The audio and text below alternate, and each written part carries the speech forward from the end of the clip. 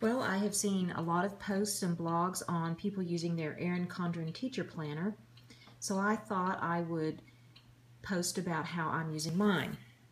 I teach high school chemistry, so I've redone a lot of the sections in here to be more applicable to me.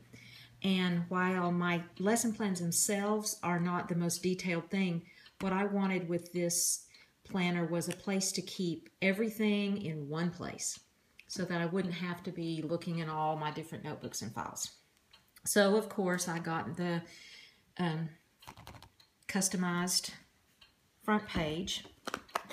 One thing I have on taped on the inside is my questioning strategy. So when I write certain types of lesson plans, I have those right there handy.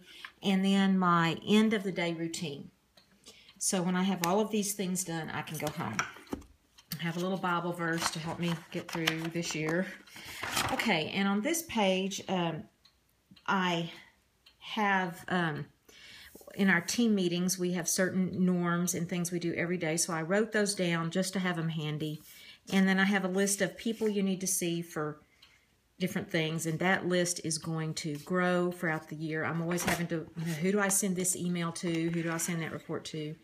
I have my yearly meetings, things that I know I'm going to have all the time. Leadership Council, EIC, I haven't got those dates yet. Faculty meetings, other kinds of faculty meetings, reports that are due. And then here I have my classroom expectations. I also have these, of course, on my wall, but I just wrote them here so that I could remember what they are and I can act accordingly. If I have expectations of them, then I need to be facilitating that. And it just is kind of a, I know I'll look at it and kind of help myself be thoughtful. Okay, I have the holidays and dates to remember section. And then, of course, classes haven't started yet, so I don't have any names in here. And my schedule will change a lot throughout the year because high school kids do that.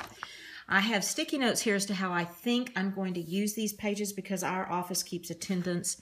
But some of my ideas are if students are absent and have something they have to make up in class, or documentation of failures for students not using accommodations, or tardies, or I've thought about using it for discipline as well. Okay, on the graph pages, I did not know what I was going to do with the graph pages, but what I've done here is just wrote down all of my classroom management ideas. So I covered this up with washi tape, and it says classroom management. And I have classroom corrections and 100 squares, which is a thing I do for behavior, how to earn a square. Then I have my mystery behavior of the day and just little things like that that I can refer to and add to.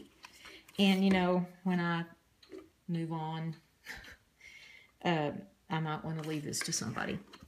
And then I have my instructional, academic, and behavioral goals listed right here. My rules, I don't know if you can see that I did that in gold paint. My class rules and my daily practices. I also have these things taped to my desk, and I don't know what I'm going to do with the rest of this graph paper. And then, of course, just the calendar, and I'm writing on mine because I'll get a new planner next year if I like this one. I think I'm really going to be glad I got it. And then at the end of my page here, I just have to-do list. You know, it's just going to be for random notes. Okay, so I have all my calendars and my stickers already in place, and that's kind of therapeutic, I realized, is putting those stickers in place. Okay, and then for lesson plans, I'm going to let this page actually be my lesson plans where I've got just little things they have to remember, like supplies they need or what homework is due.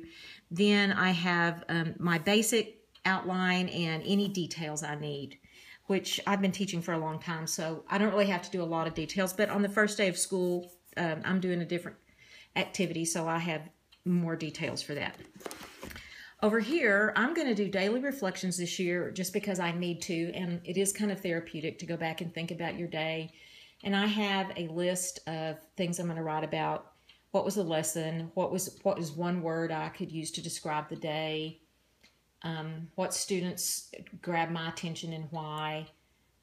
What things worked well, what things need to be changed. I have a list of things. And then we have something in our school called TCB, which means taking care of business. And I have a column here, but I have that several places. And these things are in pencil because not set in stone. My checklist pages, I got as many pages as you could get because I know I will use this. My first two, what I mean is like this, maybe it just depends on how many kids I have, are going to be kids with modifications. And here's a list of modifications that I already have thought of, or I've noticed some of my kids have. So just so I can have it in one place. And then kids that need preferential seating and note-taking assistance and oral administration, I kind of keep in a more conspicuous place, like taped to my desk drawer so I can just open it up and look at it.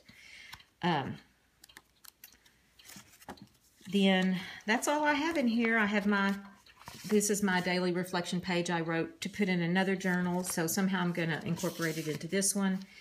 I have my, in Texas, our standards are called the TEKS, so here's the ones for chemistry. I have my little holder and these things, sticky notes. And so that's how I plan to use my Erin Condren Teacher Planner this year, and we'll see how it works. Thanks for listening, and thanks for everybody who's putting out posts and blogs, because it was really helpful to me.